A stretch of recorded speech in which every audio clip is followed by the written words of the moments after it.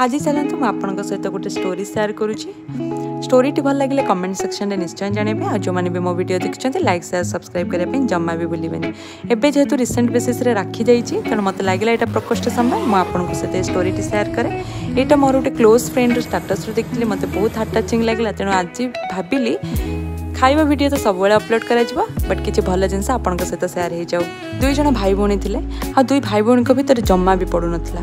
सेमाने केबे राखी बांधि ना राखी तो बांधिबा दूर कथा सेमाने दुई जन को मुँह को अनाया भी पसंद करनथिले। एमितिका कि सेमानकर वृद्धावस्था आसीगला। तो भौणी जेहेतु बाहा जाइतिला दूर रोला भाई ता घरे तो वृद्धावस्था जेतेबेले सेमाने रियलाइज कले सेमाने बहुत भूल करचंती।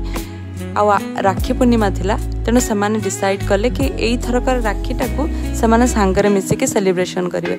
तेणु भौणी कौन करिला ना कार रे चलला राखी धरिकी कि ता भाई को राखी बांधिबो।